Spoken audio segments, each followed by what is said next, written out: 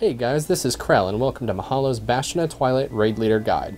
In this video, we will be reviewing the mechanics and strategy for defeating Halfus Wyrmbreaker on 10-man heroic difficulty.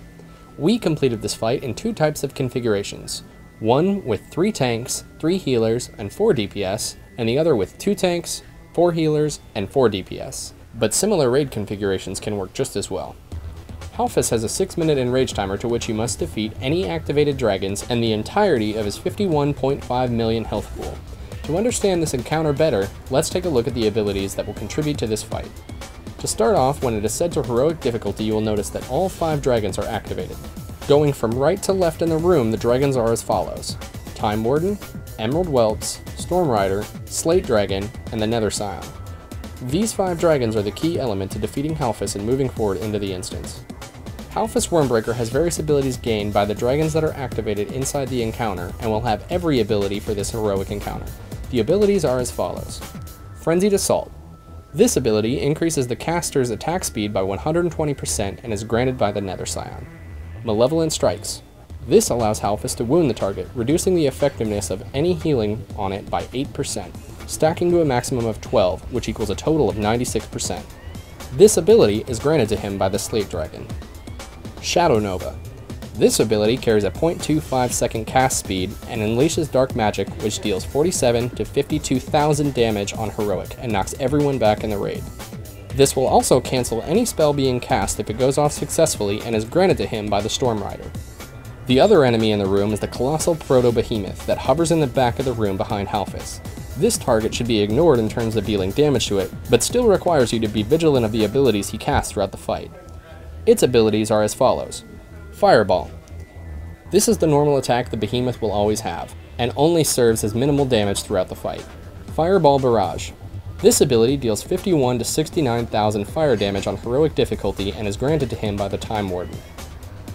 The final ability to deal with in this encounter is Scorching Breath. This 8-second channeled ability scorches the entire room in fire and deals 12,000 fire damage. The key to learning how to deal with this massive list of abilities comes from the drakes positioned around the room, and are countered by special abilities granted from the dragon that buffed the boss in the first place. Upon starting the fight, you will gain the ability to free the available dragons from their bonds, and have them aid in the defeat of Halfus.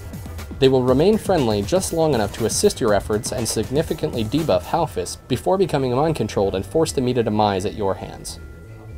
The drake buffs are as follows.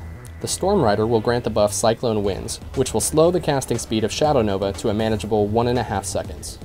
The Time Warden will grant the buff Time Dilation, which warps the flow of time around the target, causing its hostile actions to be in slow motion.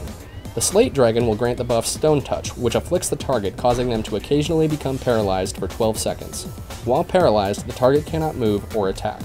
The Nether Scion grants the buff Nether Blindness, which blinds the target, impairing its vision and reducing its chance to hit, its attack speed, and damage done.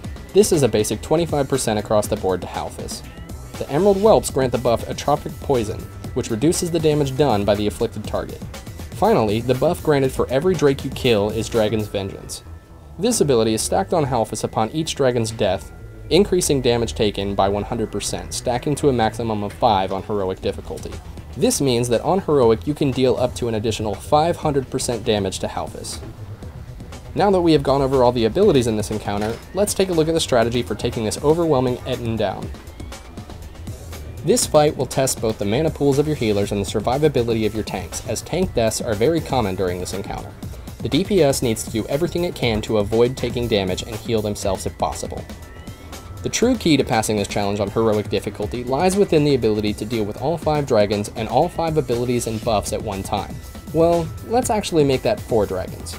Due to the incredible stress on mana pools and short enrage timer, we in Espada found it best to deal with only 4 drakes and left the Slate Dragon chained up for the entire fight. This basically means that we never benefited from the Stone Touch ability, however it's the most expendable buff out of all the other dragons. So let's arrange these dragons' buffs next to the abilities they help sedate. Cyclone Winds affects Shadow Nova.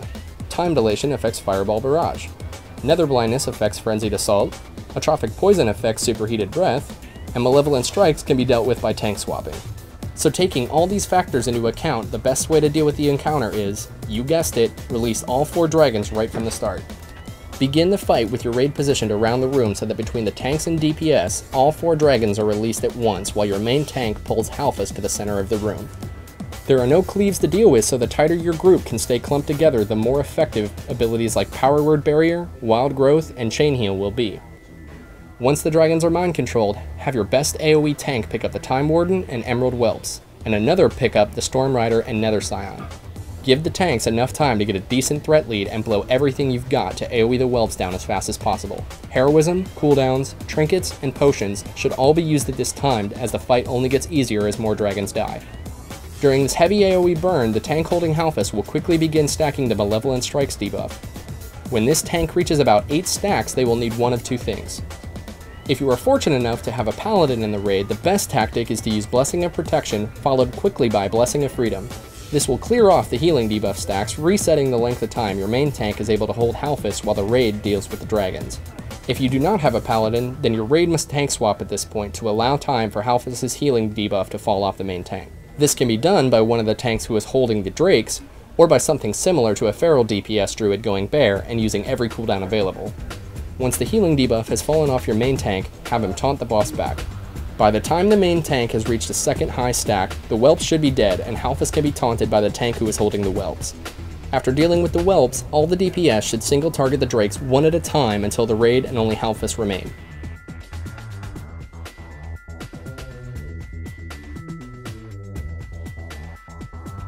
Once you have finally taken down the 4th Drake, it's an all-out burn on Halfus, who at this point is taking 400% increased damage.